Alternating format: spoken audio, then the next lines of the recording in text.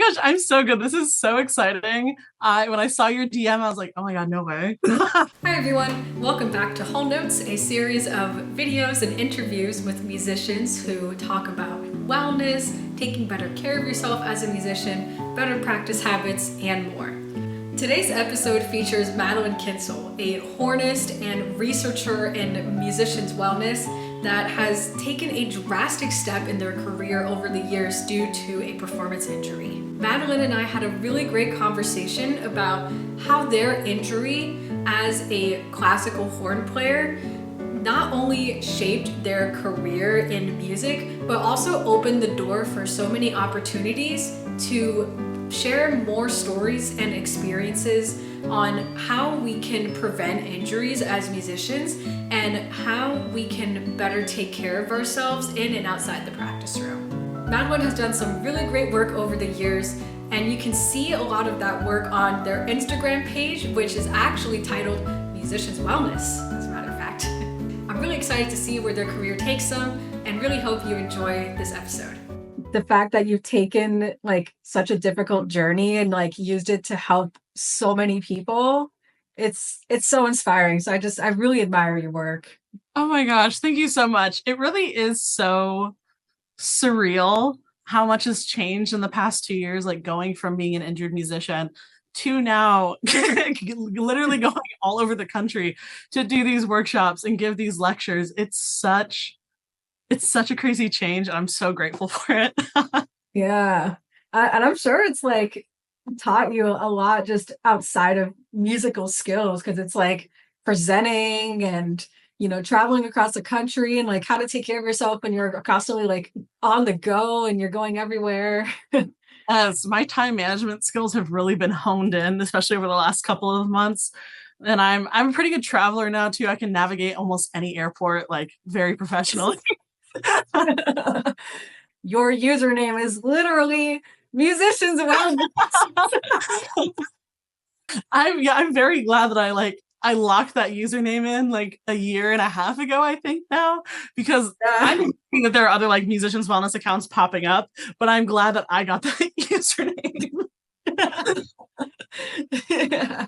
It's so perfect. Like, and I think I knew you before you changed your username. So when I saw that you changed it, I was like, wow, that's like the perfect name. Yeah, I've had quite a few username changes. I remember it was Kyncl Horn for the longest time when I was like just posting my French horn practice videos.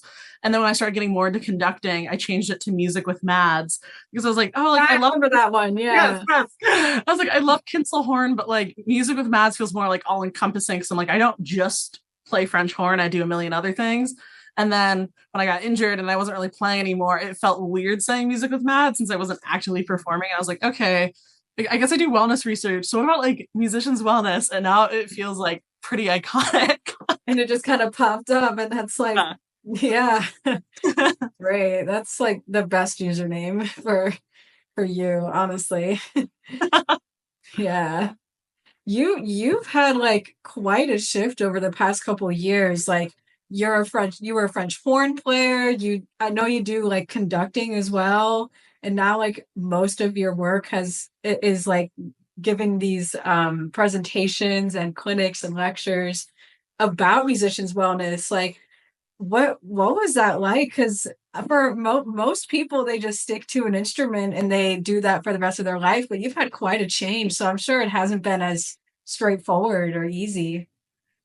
Yeah, it's definitely been a very non-linear path. It's kind of gone all the way around back to square one towards the finish line, then back again. And I've kind of been all over the place over the last, I've been doing this for almost 2 years now. It'll be 2 years at the end of October, but my very first year of music school, I was a freshman at Lawrence Conservatory in Appleton, Wisconsin, where I was a French horn performance major. And that's where I got diagnosed with carpal tunnel syndrome. And it was really severe, and I couldn't play for the rest of the term, at least, was what I knew at that time. And I was like, okay, like I need to find something else to do with music since I can't play, I can't really conduct, I'm not really feeling involved with music. So I kind of wallowed in that for a little bit. I was like, I don't know what to do. I just want to perform. And then I remember I had read an article from a professor at Leiden University in the Netherlands talking about idiopathic carpal tunnel syndrome, ICTS, and how to treat it in musicians, I was like, wait, this is super cool. I think this research is super fascinating. And so I just kept consuming all of this like research literature. I was like, you know what, like maybe I want to do this. I wonder if I could apply any of this to what I'm dealing with carpal tunnel. And so that's how my research got started, was really just to kind of figure out how I could navigate carpal tunnel syndrome and being a musician. And it's been interesting because the goal for a while was just to do very surface level research and just kind of be like, okay, like maybe what wrist brace can I use? Like what surgery or what medical treatments do I need so I can get back to playing horn? And then it's over the past, oh my gosh, I think it's been about the last 6 to 8 months now is when it really turned into, oh, okay, so this is what I'm going to be doing full time. Like I don't actually feel the need to get back to performing anymore. I feel more so that my purpose is within academia and sharing this research. Oh, so your initial goal was like, how do I get back to playing? But Yeah. over time, you've like learned to like accept like this new field and you didn't, it was this something that like you didn't know much about before college, like the field of like wellness and research and stuff like that? So I knew of it. I didn't know a ton of specifics. I've always been a very like STEM oriented person. And then I also did music. I never thought about the combination of them though. But I've always been very aware of wellness, especially because I first started having wrist and elbow pain my freshman year of high school in marching band, because I did marching band, orchestra, chamber ensembles. I was playing way too much. I was playing Oh, wow. way too much. And so I was very aware of like, okay, so like I need to like do hot compresses and ice my wrists. And I need to like make sure I'm taking ibuprofen before marching band rehearsal. And I know I needed rest and to eat more protein during marching band season. So I knew like the very like baseline sense of wellness for marching band, but I never really thought it was its own field until I was injured and I had to like search for it and find it again. Right. So you like knew about it, but it wasn't, but then you had to like really dig into it. And that like having that diagnosis, like when you first start college, like what was that like with the timing? It's like you just started college and now you're like hit with this life-changing like diagnosis that literally has an immediate effect on how you approach your instrument. Like, what was that feeling like initially? I'm curious. I'll admit it was extremely terrifying. Lawrence is on the trimester schedule, so we didn't really start school until mid-September. So I'd literally been in Oh, college for like a month, and I had also just turned 18 as well. So I had just started college. I had just turned 18. I had also just bought a new horn. I just like oh, I love her. She's right by my desk, but she's a Schmid double, which is a really really nice German horn, and it sounded beautiful for like the 2.5 weeks I got to play her. But I just like remember like the instance of like how I found out. I was practicing in Lawrence's chapel one night. It was during like our reading period, which is like a midterm break, and I was playing Glarus Nocturne, and I just noticed all this pain shooting up and down my arms. And I was like, oh, that's weird. Like, but this is like frustrating because now I'm distracted. So I know I'm gonna have to record again when really I should have been thinking, oh, like I'm in pain, I should stop. Like I shouldn't keep going. Why am I worried about being distracted? I should be worried about the pain. But I just kept going. So I'm like, I just want to get this recording done. I just want to finish. And then about 4 bars from the end, my arms locked up and I dropped my horn. oh, And I just remember it's like funny now looking back, but I turned to the camera with my arms locked. I looked like a little robot, just like mouth open, could not believe what had happened. Like looking back, like that's kind of funny. Was a pretty traumatizing way to find out, because it turns out when your nervous system is under a ton of stress, it can just shut down function to certain parts of your body. oh, wow. And so that was really, wish I had found that out through like an academic paper, not from a firsthand source. But Right. it was terrifying, and it was definitely traumatizing to have gone from basically being a classical musician my entire life, thinking that I was going to have a performance career, a conducting career, to just a month into conservatory being like, okay, so I have to figure my entire life out now.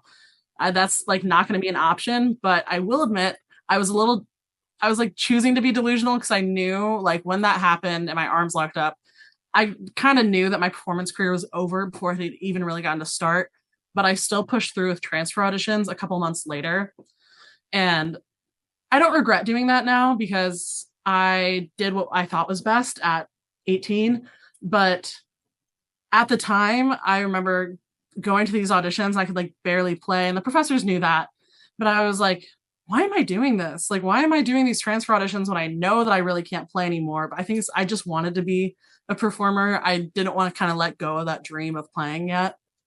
Right, because it was so sudden. It's like it's hard to let go of something that you've been doing for years, especially because you mentioned you played so much in high school and you're like super involved and marching band and everything. Mhm. Yeah. And like, did you have a good like support system to like get through this diagnosis? Because I know it's like different in some places, but I'm curious, like, what was a support network like for helping you like navigate this? I'll admit, my support system is myself. And especially then when I first got diagnosed, I didn't have a really great support network because people didn't know what to do with an injured musician, Mm, especially one that had just gotten to music school. And so I was kind of left to my own devices and had to figure things out myself. I'm very lucky now to have a lot more musician friends. I'm not happy that I have a ton of musician friends that have been injured. Like, I don't want anyone to have to go through what I went through, but it's right. nice to kind of have friends who've also been through similar situations. So we kind of all know how to support each other because we're all at different stages of navigating that injury, whether it's the same injury or something different. But I'd say, yeah, I was definitely my own support system because it's hard to ask for help when you're not even sure what the next steps are supposed to be yet. So I wasn't sure if I was going to be able to continue the degree. I didn't know if I was going to have to drop out and do something completely different. I didn't really know what was next, so it was a little hard to ask for help. Right. Yeah, that definitely sounds like a tough thing to like just wrap your mind around of like how to ask for help, but then you don't know what you're doing next because it's so sudden. And something else that I'm really curious about is there are probably so many misconceptions about injuries for musicians. Like I personally experienced this a little bit in a different way. I actually went to a doctor a year ago. And she wasn't a doctor, she was a nurse practitioner, but I wanted a female doctor. And I was like, hey, I've been having some pain in my wrist, very minor, like nothing that made me drop my instrument. But, I was like, is there something I should do? Like, pain medication, like it's kind of bothering me and it's consistent. And she was like, you have carpal tunnel syndrome. Here's a wrist sling and here's ibuprofen, and we're going to get you an appointment to get a hand shot so that you never feel this pain again. And I was like, it's just so strange just thinking about that now after hearing this story of you that literally has this life altering injury, and then there are probably other doctors around the country or the world like either misdiagnosing or they just don't know much about it for it from a musician's perspective. So I don't know. I'm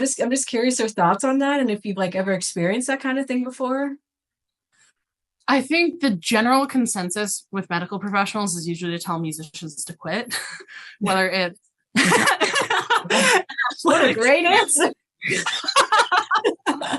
like I was like thinking of that answer while you were talking. I was like, oh, how do I say this without sounding like harsh? But it's true. Whether it's like PT or OT or like athletic trainers, usually it's like, oh, so like this is impacting your ability to play your instrument. And carpal tunnel is caused by recurring motion. And since you have to keep making that motion to play your instrument, you should just quit because it's going to come back if you get the surgery. It's going to come back if you get steroid shots. And I remember being like, oh, okay, well, what? Like, I'm 18. I just got here. What do you mean I have to quit? Right. And because they're like, oh, yeah, there's like surgery, or oh, yeah, you can get shots in your wrist and that'll help with the pain. And I was like, okay, so like, what about after? Like, how do I prevent that damage from happening in the first place? Or the other thing is, carpal tunnel, especially in musicians, almost is never an isolated diagnosis. Usually it's within the broader umbrella of CTDs, cumulative trauma disorders. There's usually like a bunch of other things happening because Yeah. in I know carpal tunnel is like pretty prevalent like office workers because of typing and stuff. And usually those office workers will also have tendonitis in the other part of their wrist. And people recognize that, but with musicians, they're so like eager to almost just jump on the carpal tunnel diagnosis because it's the only thing. I wouldn't even say it has like substantial research behind it, because for musicians, it's still like, I don't like the treatment research that's been published so far, but I'd say it's the most well-researched one at this point. And so usually they're like, oh yeah, it's probably this. We're gonna do this for you. And it's like, okay, so like, what about preventative treatment after? What do you know about that? And they don't know anything, because there isn't enough research being done in the United States on that, especially within the umbrella of performing arts medicine. Because there's general carpal tunnel research, which is great. And it's a great like foundation to go off of. But for performing artists, whether it's dancers, actors, musicians, it has to be very specialized because we have to keep doing those things that cause the injury in the first place.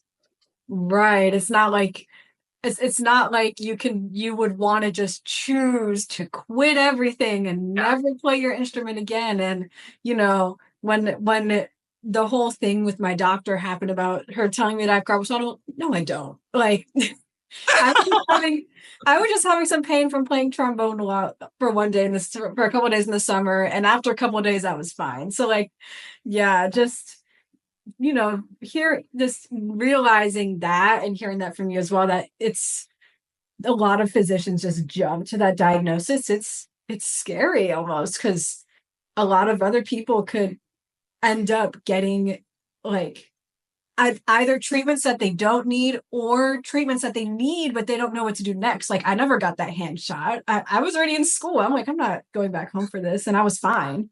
Yeah. But it's like, what do you do afterwards? Like, oh, okay, I'll put on this wrist sling, I guess, but I can't play trombone with that, so. Yeah, that's the other thing. Is that those those wrist slings and wrist braces, you really can't play horn in them or trombone or anything, especially the ones that are rigid enough to actually keep your wrists still. Yeah. It's so hard last fall at Florida State to wear my wrist splints all the time, because it was the only thing that helped with the pain, and very like minimally at that. But I couldn't like move my fingers. And so it was like, I couldn't actually play with the splint on, but I couldn't play without the splint, because then my wrist would be like bent, and then that would cause a whole bunch of other issues. And so I was like, okay, like what now? A lose-lose situation. Yeah. Yeah, that's I really hope that in the future that there's more research on performing arts health, like you mentioned, because there's plenty of research on like athletic health. Like, oh, what is the football player gonna do when he falls down on the field and sprains his ankle or something? I don't know. I'm just making something up. But there's tons of stuff out there for athletes, but musicians, it's like, oh, you're in pain? Give up. Like, no. Yeah, like, because there are literally entire school programs for athletic trainers. Right. Like I think like my little brother has a football game tonight, and there will be an athletic trainer at that game, and my sister is his assistant. And so it's like they have these athletic trainers at practices, at home and away games, just in case something goes wrong. They educate the boys on like healthy practices that they can do outside of practice, like wrist stretches, how to stretch their hamstrings so they don't get injured. But then I think about being in like 8 to 9 ensembles at a time in high school, both combined with what I was doing in school and at a couple local universities, and getting no information. And just marching band, especially. Yeah. And then I would just have people tell me, it's like, wow, it's so cool that you're doing all these ensembles. I'm like, yeah, I'm really tired. And my entire body hurts. And they're like, yeah, just take an ibuprofen, you'll be fine. Okay. Hey, my wrists throb every time I play my instrument, or like my forearms feel like they're splitting open. Oh, that sucks. Have you taken an aspirin? What? Duh. Like, why else are they coming to you? Of course I'm going to take a painkiller before I ask any questions. Like, I'm not dumb. That's the magic medicine. Taking ibuprofen, actually, that's not going to do much for me. So yeah. It's funny. I still have the ibuprofen that my doctor gave me a year ago, and the only time I ever use it is when I'm on my period. Yeah, and that's the only time it works. Or if I have literally a throbbing headache. Yeah, but like wrist pain, no. Leg No, pain, not nah. Yeah. Oh, that's yeah. That was great. And something else that that I'm interested about the stuff that you do a lot of these clinics and lectures, which is just incredible. Like, where did that start for you? Because that's like such an amazing like field to pursue, and just a really amazing way to like give back to the community and the students. Like, yeah, I'm just really curious about your path in that. I think it definitely started because of the Musicians Wallets Instagram. Shout out Instagram. I'm at kind of a point in my life where like I hate social media, but I keep up with my research account because of all the connections it's gotten me. But like, cause I make, obviously we're mutuals, you see my stuff. Like I make all these like little posts and things. And last fall, I had someone reach out to me and they're like, "Hey, I really like your work. Have you ever done like a master class on this? Or have you ever done like a clinic? Or do you just do social media?" I was like, "Well, right now I kind of just do the social media thing. Like I've talked to like groups of high schoolers and stuff, but I've never like I haven't done much with this. It's just kind of like I do the work and then it like sits on my Instagram." And they invited me to speak for their studio over Zoom. And I remember being so terrified. I was like in my dorm room at FSU with like the blurred background because just dorm rooms aren't cute. Like, let's be real. Yeah. And getting to talk about, I think, it was instrumental ergonomics. So talking about like body positioning and Alexander technique and a little bit of assistive device engineering and things that you can do to make playing your instrument more comfortable. And I just remember like after that being like, wow, like that was cool. Like someone saw my work, they liked it, they reached out. I got to then talk to their studio about it. Like, I want to do more of this. So I started reaching out to people that I was like either mutuals with on Instagram or I'd followed, and I'd be like, "Hey, like I just did this presentation. Like, here are the slides. Do you think that maybe I could do something like this for your studio or your class at XYZ school? Or like, could we collaborate on something?" And so it just kind of like started with me reaching out to people because I was just like, wow, like people value this information, and people were saying yes because there aren't a lot of people that are lecturing on the stuff that I talk about, especially because I cover such a wide range of topics. Like my research started with just biomechanics and idiopathic carpal tunnel syndrome, and then it kind of expanded into diagnostics and treatment options, and then I got into ergonomics, and then I got into when I realized it's like I love my injury research and how health focused that is, but I also feel like we need to be talking about why people are getting injured. So that's how I got into kind of the sociological side of it and the education. And so since I am able to talk about such a wide range of topics, I've become pretty in demand as well because I can give these like long lectures and I do them for free. So they don't have to pay anyone. Um, the one I just did in New York City at Kaufman Music Center, they reached out to me on Instagram as well and asked if I would come out and do that. Same thing with, I was just at Central Michigan to talk to their ACDA students. And I actually know CMU's ACDA president because we were in an orchestra together in high school. So it felt Oh, like a little bit of nepotism getting that one. But yeah, it's just, like, thank you, Instagram. wow. it I really like how accessible Instagram makes research with like platforms like mine, and Music 360 is another one. And Mhm. it's just it makes all that information so accessible, and it puts it in like a very readable format too, because like I love research literature. I love reading papers. I will read textbooks till the day I die, but I also know that that's not the most effective way to share information, especially when you're trying to share it en masse. And so I just think it's so cool that like people can use Canva or Adobe Illustrator to kind of like just take all like the big important stuff and like the statistics and put it into an Instagram post. And then I always, other people don't do this and I don't like it, but I always cite my sources so people can go find the full paper if they want to. Because Oh. like I think it's really important to read those papers, but I also understand that like they can be very hard to read sometimes because it's a lot of academic jargon. Mhm.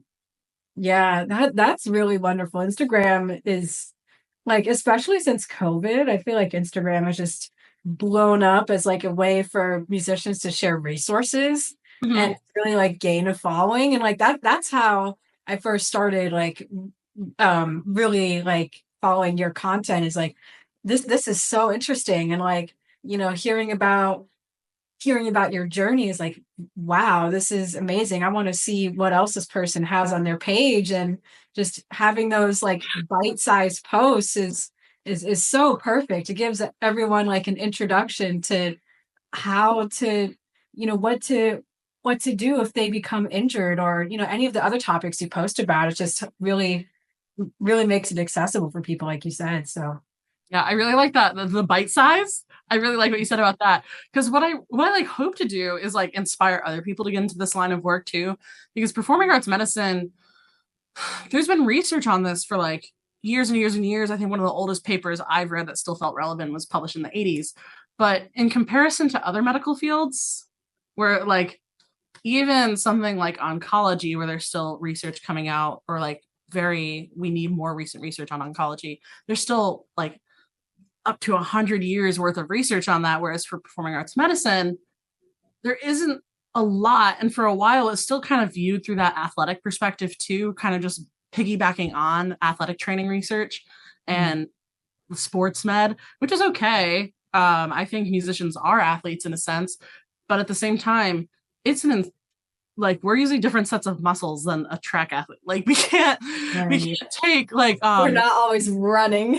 we can't take the same like physical assessment that you do on someone like Simone Biles and apply that to a tuba player. Like we need more specialized research. And I remember the first time I was at the doctor in May, and I was back in Michigan. I was seeing a new GP, and he was like, "Oh, so like, what do you do?" I was like, "Oh, I do marketing, then I also do performing arts medicine research." He's like, "Wow, that's super niche. What are you gonna do with that?" And I was like, I already do stuff with it. Like I was like, "Oh, well, like I lecture, and like I'm a part of a couple different research teams. I like run a research Instagram." And he's like, "That's weird." I was like, "Okay, that's weird." It's like, "Can you please just give me my prescription and go?" That's weird. He was like in his 60s too. I'm like, "Okay, dude." Oh no. Okay. Yikes.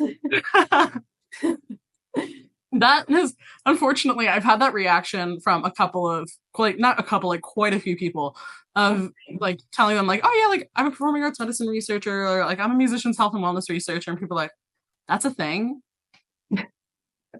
What? I'm like, "We're like, how big is that field?" I'm like, "Well, it's big enough to the point where there's a Performing Arts Medicine Association that has national conferences and international symposiums." Wow. Okay. Yeah, no. It's super unimportant. Of course. It's not like there's hundreds of thousands of classical musicians on the planet. And it's not like it's 85% of musicians will have a performance related injury in their lifetime. Like, yeah, no, super unimportant. Like wow, yeah, that really shows just how many people just don't know about it, which hopefully there's more awareness as time goes on. Yeah, I mean the fact that people reacted that way with like, "That's weird," is like, what? It's research. I know. Like research is going to be niche. Like, what do you guys think a PhD is? Yeah. And it's only for benefit. It's not like research is made to harm people. Like, yeah, it's research on how to become injured. Like, no. It's purely for benefits. It's not like I'm getting like any money from this. Right. Like you literally do your lectures for free, which is amazing in its own right. Yeah, it's people are ridiculous, you know? Yeah. And something that you said a minute ago reminded me of the last thing that I was curious about with asking you is what's next for you? Like, what is your big like dream? Like, you're doing all this work now, and you're like a catalyst for this field and really inspiring so many people. What's like the next goal for you for like what's your like big like dream thing that you want to do? Oh my gosh. I think my like pipe dream for this is to have like a center for performing arts medicine at like every music school around the entire That would be amazing. globe. Maybe not like a full center, but just like some sort of like adequate resource so we can prevent these injuries before they happen. And so there are treatment resources when people do get injured. I think that'd be like the big pipe dream, but I would really like to like go on and get my master's degree and then my doctorate. still undecided as to where I'd want to get my master's. Because I was like, I could do like public health, I could do an MED, like a master's of education, I could do musicology. Like there's so many areas that I want to do. So I'm really trying to find a master's program that would let me be very interdisciplinary in my studies. So I've kind of been looking at U Chicago lately. But like I'll graduate from college this December. So I'll graduate, I'll be 20. Congrats. Thank you. Thank you. I'll be graduating with my BS in business administration and marketing, because when I got injured, I had to kind of put my music degree on hold just because like I can't do the undergraduate performance requirements because, can't play because of carpal tunnel and all my other issues. But the business admin and marketing stuff is going to provide like financial security for me because there will always be marketing and business development related jobs. So I'm going to use those to then, like, I'll probably work for 1 or 2 years and then go into a master's program and then get my doctorate. And then hopefully it's weird because it's like this field is still so young. So it's like, I don't know what opportunities will be available in a year, let alone 10, 15, 20 years from now. But I'd love to be a professor, and not like a specific university. It's just, I don't know, somehow be a professor of everywhere. Like I want every student to have access to this information. I want them to know preventative techniques. I want them to know how to like treat their injuries once they have them. And then I also want to educate on the educational structures and the abuse cycles that are in the classical music world that lead to people being injured in the first place. Like I mentioned that earlier, like I love the very health like centric part of my research, but also like if your bathroom is flooding, you don't start mopping the water, right? Like you need to turn off the water at the source. And so that's why I think the sociological aspect of the research is almost more important than the treatment aspect, because we need to stop the injuries from happening at the source. We need to stop letting professors encourage their students to be in 4 ensembles a semester and practice 8 hours a day on top of everything. We need to stop letting professors act like your only social life should be in rehearsal. Or it like still makes me so sad when I talk to music majors, like go and do these clinics or whatever. And I'm like, so what do you guys do outside of music? And I'm like, don't you dare say a music related hobby. Don't do it. Practice. I practice. I read about music and they just like stare at me like a deer in headlights. And I'm like, I'm not blaming you because like I was there, but you need to do something outside of music because one, you'll go crazy. You'll go crazy. You'll get burnt out. And I remember, this is getting so off topic, but I get so excited to talk about all this stuff. I was at Michigan State's conducting symposium 2 days after I graduated high school. This is back in 2022. I was 17. Don't know why they let me go to that. I was too young, but it was like one of the last few days of the symposium, and we were all sitting in one of Michigan State's like rehearsal rooms, and Kevin Sedetall and Jerry Junkin were at the front of the room, and they're like, we're gonna go around the room, and I want you guys to say like what your favorite thing to do outside of music is. And I was gonna be like the last person to go, and I'm sitting there and I'm panicking because I'm like thinking, I don't do anything outside of music. Like I write about music. I practice all my instruments. I teach private lessons. I was a teaching assistant for band and choir at my high school. I was in youth orchestra. I'm at a conducting symposium. Like I was like sitting there, I was like starting to panic. So I was like, I don't have anything. Like I can't say anything when they come around to me. My friend Charlotte went before me, and then gets to me. I just like, I was like, I'm gonna be honest, I don't do anything outside of music. And everyone started laughing, and so did Dr. Sedetall and Jerry Junkin. And then they kind of like talked about like why it's important to have hobbies outside of music, and how they understand that, especially as someone like this was June 2022, so I hadn't even been to college yet. They're like talking about like how hard it is to go from being like an undergrad who's very like music centric trying to get into grad school to being a grad student, and like it being essential to having something to do outside of grad school because grad school's crazy.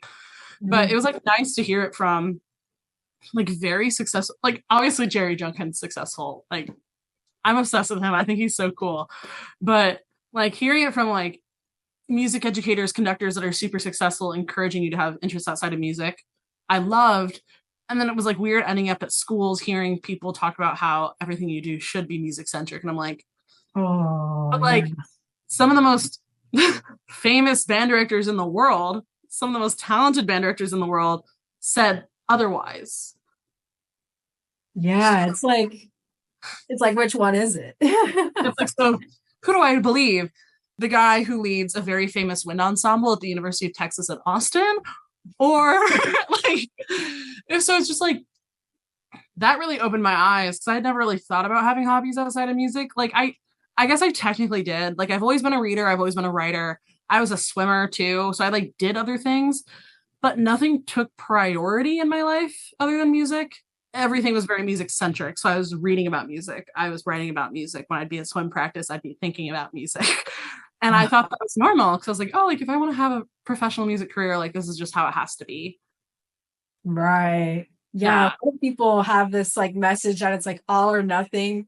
And I'm so excited to see what the future holds for you. Cause like I could see you as like a speaker, like going across countries, like spreading this message across the country that, just about all the different things you do, like have a life outside of music. Here's how to prevent injuries. Here's how to deal with an injury, and just I'm just so excited for you. This is awesome. Like, Thank you. Yeah, that's the dream. I want every musician to know from the time that they first touch an instrument how to go about it in a healthy way.